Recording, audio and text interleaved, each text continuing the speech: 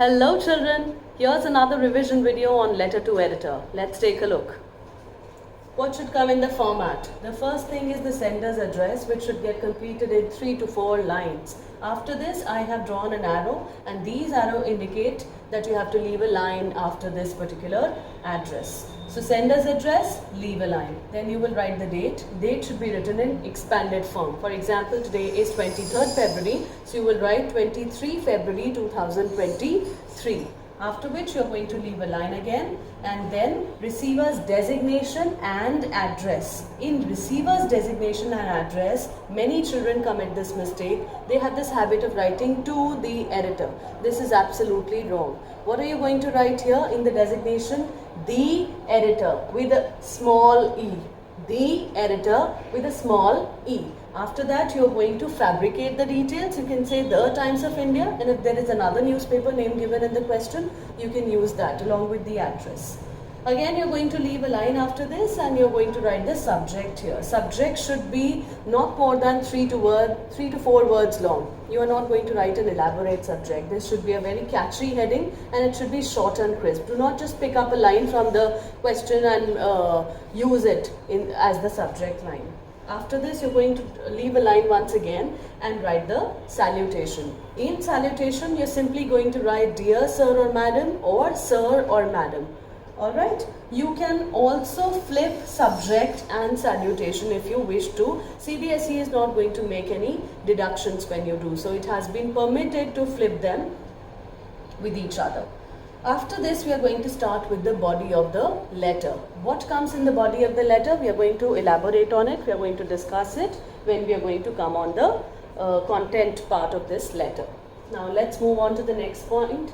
After we are done with writing the body of the letter to editor, we are going to close it with the subscription. That means you're going to use only 2 subscriptions here. Number 1, yours truly, or yours sincerely. Do not use yours faithfully. However, you're going to see this word being used in several reference books, but do not use them because it is no longer in function. It is absolutely redundant and obsolete now. So use yours faithfully or yours truly.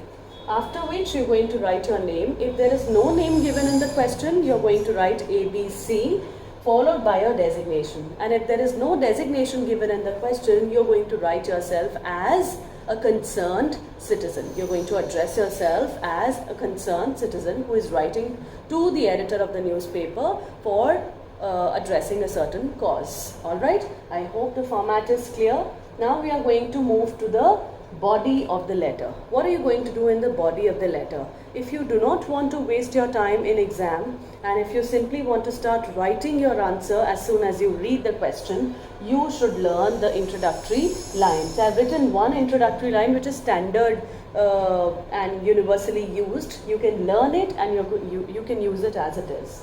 Through the columns of your esteemed newspaper, I, ABC, whatever name is given in the question can be replaced with ABC, would like to draw the attention of the concerned authorities towards the problem of, and then you can state the problem.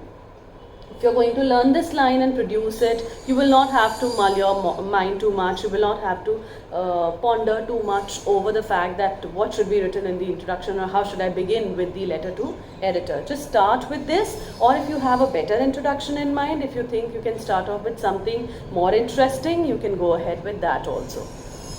Now, in the this is going to form the first part of the body of the letter to editor. That means you're going to state the problem in the first paragraph, after which I suggest you to leave a line. When you leave a line, you're doing paragraph blocking. And what is paragraph blocking? You are organizing the ideas in a categorical way. And for organization of ideas, you get 1 mark. So your content should look synchronized, it should look ordered, it should not look as if you have picked up points and you have put them, you've just ransacked your letter with it. It should not seem like this. It should always look structured, and this structure can be maintained when we are leaving a line after each paragraph and we are going in order of the ideas that we have thought of. Now let's move on to the second part of the paragraph, which is not mentioned on the board, but I am going to talk about it.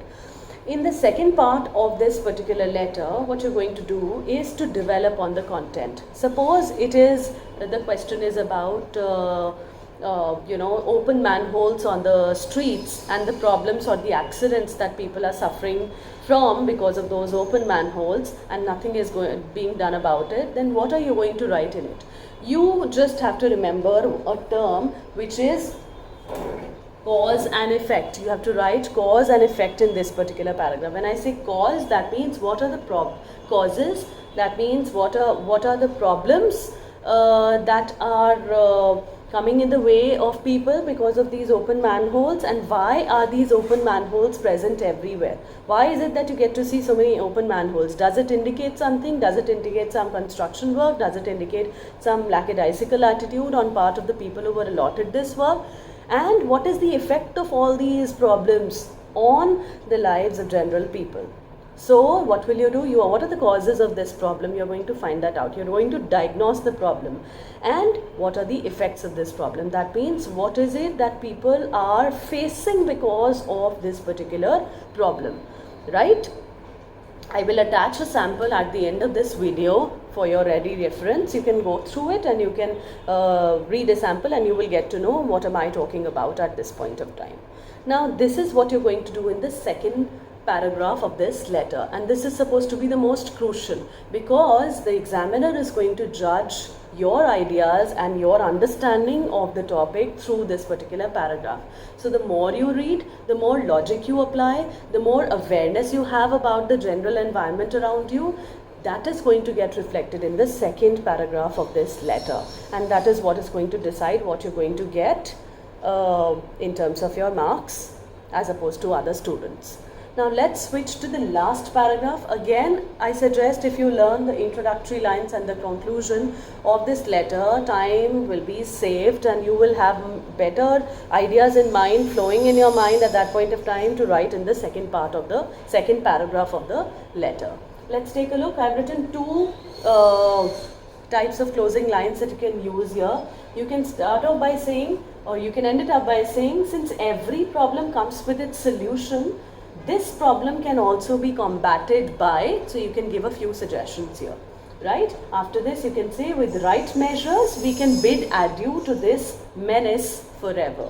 Okay, so you are ending it up with a few suggestions and a positive note, a note which suggests that things are going to better if these measures are taken into consideration, or if some other measures are also added up to what I have suggested. All right. Now move on to the second conclusion, second style of concluding the letter.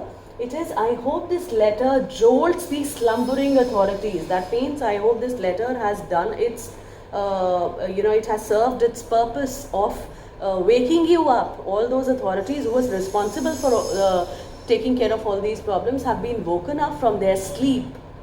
Okay, from oblivion. That means they've forgotten about their responsibilities and they're all sleeping.